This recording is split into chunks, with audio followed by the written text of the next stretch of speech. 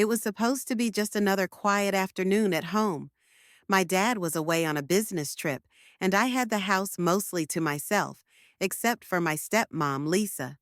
She had always been nice to me, maybe even a little too nice at times, but I never thought much of it.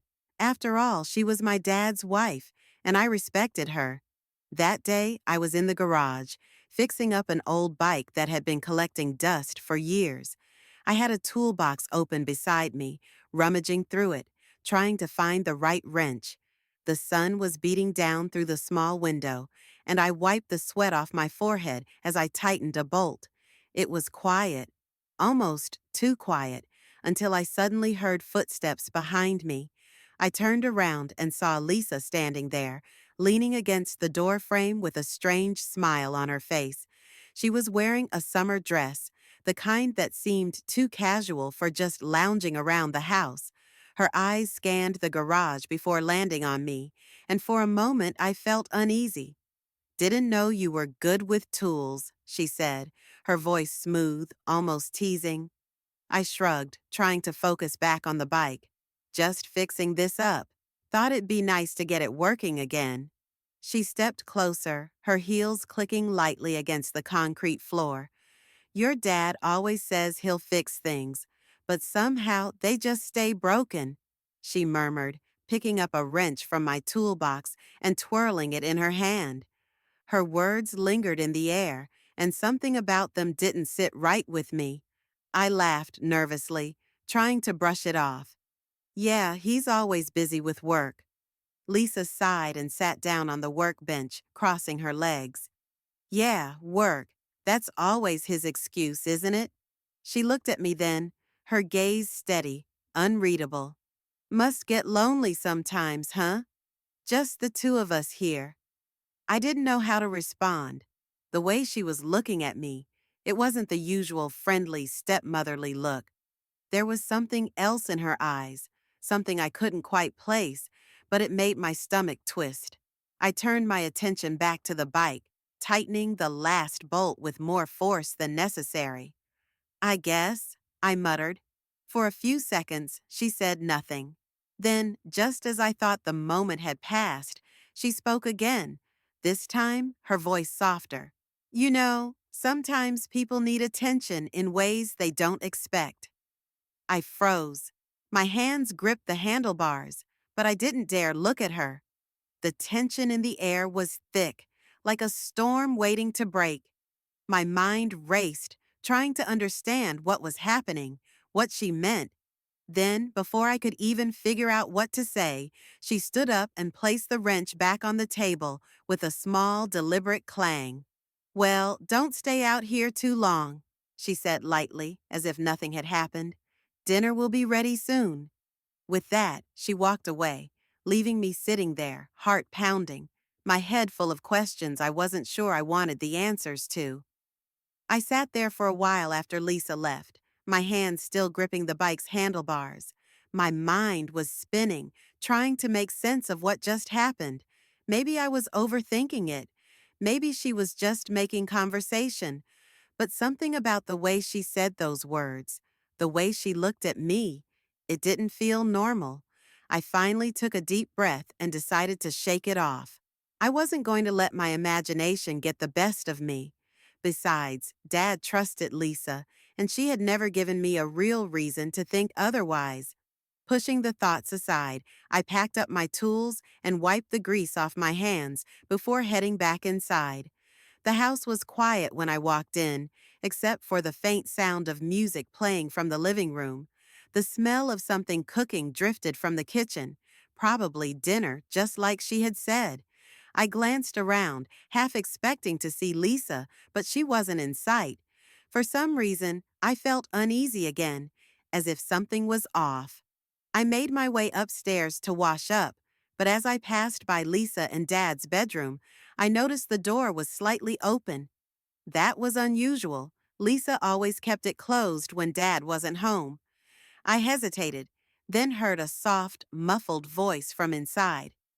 Curiosity got the better of me. I wasn't trying to eavesdrop, but something about the tone of her voice made me stop in my tracks. She was on the phone. No, he's not home. He won't be back for a few days. Her voice was quiet, but I could hear the edge in her tone. She sounded different, not like the casual, playful woman she was around me. This was something else. I swallowed hard, my heart suddenly beating faster. Who was she talking to? There was a pause, and then she laughed softly.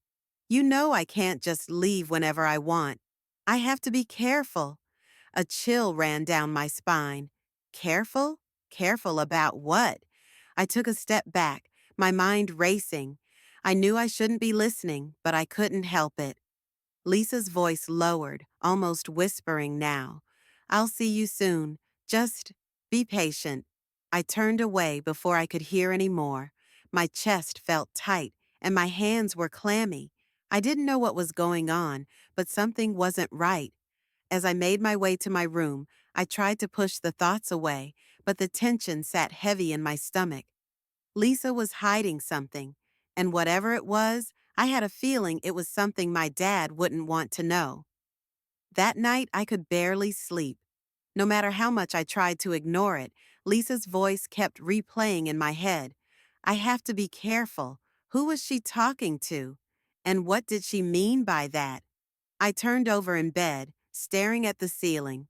Maybe it wasn't what I thought. Maybe she was talking to a friend or a relative, and I was just reading too much into it. But deep down, I knew something felt off. The way she lowered her voice, the way she laughed. It wasn't casual. It was like she was keeping a secret. The next morning, I walked downstairs, trying to act normal. Lisa was already in the kitchen, sipping her coffee like nothing had happened. She smiled when she saw me. Morning, sleepyhead. I nodded, sitting at the table. Morning. I kept my eyes on her, looking for any sign of guilt, any hint that she knew I had overheard her. But she was calm, too calm. A few minutes later, her phone buzzed on the counter. She glanced at it quickly, then flipped it over, screen down. That small action sent another wave of doubt through me. Why was she hiding it? I needed answers, but I couldn't just ask her. She'd know I was suspicious. So I decided to wait, to pay closer attention. If Lisa was hiding something, she'd slip up eventually. That afternoon, I walked past the living room and saw her standing near the window, phone pressed to her ear. She wasn't smiling this time. Her voice was sharp, almost nervous. Not now. I told you I can't. I took a deep breath. Whatever was going on, it was bigger than I thought, and I was going to find out the truth. For the next couple of days, I kept my eyes open. Lisa acted normal, too normal. She still smiled, still made small talk, still carried on like everything was fine. But now, every time her phone buzzed, she'd glance at me before checking it, like she was making sure I wasn't watching. I started noticing little things. She would step outside to take calls, pacing near the back fence, speaking in hushed tones. Once, when she was in the kitchen, I caught a glimpse of her phone screen when a message popped up. The name was just an initial, R, but the words made my stomach drop. Miss you. When can I see you? I quickly looked away before she noticed. My heart was pounding. I knew it now. I wasn't imagining things. Lisa was hiding something from my dad. And whoever this R was, he wasn't just a friend. That night, I waited until the house was quiet. Lisa had gone to bed early, her phone tucked under her pillow, like she was guarding it. I sat in my room, staring at the ceiling, trying to figure out what to do. Should I tell my dad? Should I confront Lisa? Then, just past midnight, I heard something. A door clicking open. I got up and moved quietly to the hallway. The front door was slightly ajar, and Lisa was slipping outside. I watched from the window as she walked down the driveway, her phone pressed to her ear. A few seconds later, headlights appeared at the end of the street. A car pulled up, and she hesitated, then climbed inside. I felt frozen, my chest tightening. Lisa was meeting someone. and I had just caught her in the act. I stood there, frozen, watching as Lisa disappeared into the car. The tail lights glowed red for a moment before the vehicle pulled away, vanishing down the street. My heart pounded so hard I could hear it in my ears. I knew Lisa was hiding something, but seeing her leave in the middle of the night, sneaking off like that, it was worse than I expected. I backed away from the window, my mind racing. Should I follow her? Should I take a picture? Get proof? But before I could decide, another thought hit me. What if she wasn't coming back? What if she was leaving for good? I stood there for what felt like hours, but in reality, it was only a few minutes. Then, just as I was about to turn away, I heard something. A noise from inside the house. I wasn't alone. A chill ran down my spine as I slowly stepped away from the window. The sound had come from downstairs, near the kitchen. At first, I thought maybe Lisa had forgotten something and come back, but that didn't make sense. The door hadn't opened again. I moved carefully, my footsteps silent on the hardwood floor. As I reached the top of the stairs, I saw it, a shadow moving in the dim light. Someone was inside the house. I held my breath, gripping the railing as I peered down. A figure stood near the back door, dressed in dark clothing, their face hidden in the shadows. They weren't moving like a thief, rummaging through things. They were standing still, listening. For a split second, I thought it might be my dad, back early from his trip. But deep down, I knew it wasn't. My dad wouldn't sneak into his own house like this. And then it hit me. Was this R, the person Lisa had been talking to? My stomach tightened as the figure turned slightly, and I saw a glimpse of their face in the faint glow from the window. A man, mid-30s with sharp features. I had never seen him before. Then, just as quickly as he had appeared, he slipped out the back door and disappeared into the night. I let out a shaky breath, my mind spinning. Lisa had snuck out, and someone else had snuck in. This wasn't just about infidelity anymore. Something much bigger was happening, and I was right in the middle of it. My hands were clammy as I gripped the railing, my mind struggling to process what just happened. Lisa had left, sneaking off into the night, and then, just minutes later, a stranger had been inside our house. Whoever he was, he hadn't taken anything. He had just been there, watching, listening. I knew I couldn't ignore this anymore. I needed answers. I hurried back to my room, grabbed my phone, and scrolled through my messages. My dad had sent a text a few hours ago, just a simple, "Hope everything's good. Be home tomorrow night." My chest tightened. Could I tell him? Would he even believe me without proof? Before I could decide, I heard it, the unmistakable sound of the front door unlocking. My breath caught. I crept toward the hallway, my heart hammering. A few seconds later, Lisa walked in. She moved quietly, carefully, like she didn't want to wake anyone. She didn't know I was still up. I took a deep breath and stepped out from the shadows. "Where were you?" Lisa jumped, her eyes widening for a split second before she regained control. "God, you scared me." She let out a forced laugh, setting her purse down on the table. Just went for a drive. Couldn't sleep." I stared at her, my pulse racing. A drive? In someone else's car? Her face paled. She opened her mouth, then closed it, searching for a way out. But I wasn't letting her off that easily. "I saw you," I said, my voice steady now. "I saw you get into a car, and I saw him here, in the house." Her breath hitched.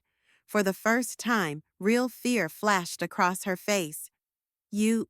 what?" I stepped closer. Who was he, Lisa? Who's R? She swallowed hard, her hands shaking slightly.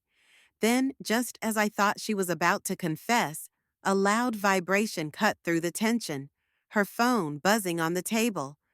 The screen lit up. "R. I think he saw me. We need to talk." Lisa and I both stared at it. The truth was right there, undeniable. And then, before I could react, she grabbed the phone and bolted for the door.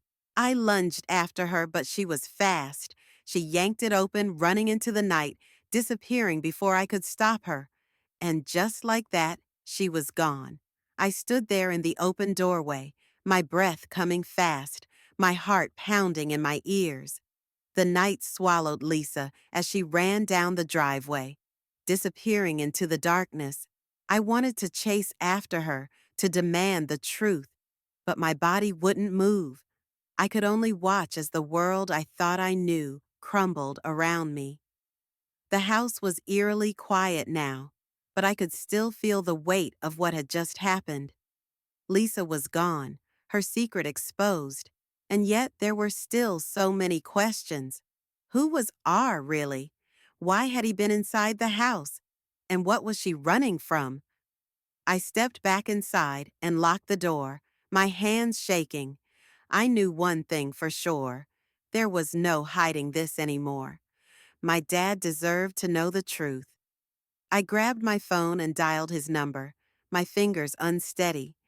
It rang twice before he answered, his voice groggy. "Hey, everything okay?"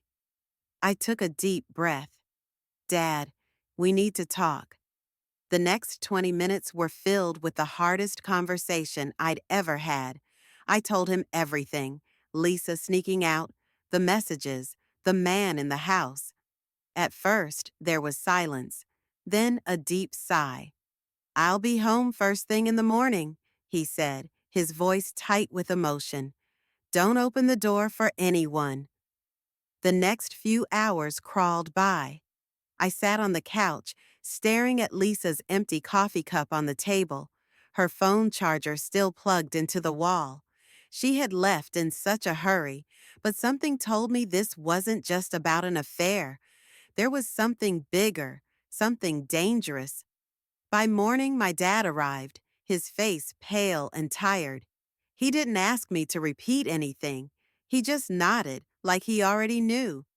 "She's done this before," he finally admitted. "I thought she'd changed." The police got involved later that day. Turns out R wasn't just some random guy.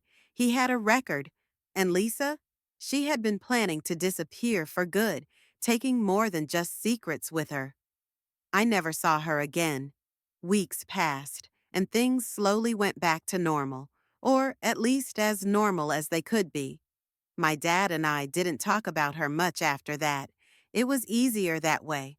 But sometimes, late at night, I'd still hear the faint sound of footsteps in my mind, and I'd remember the night I caught Lisa, the night everything changed.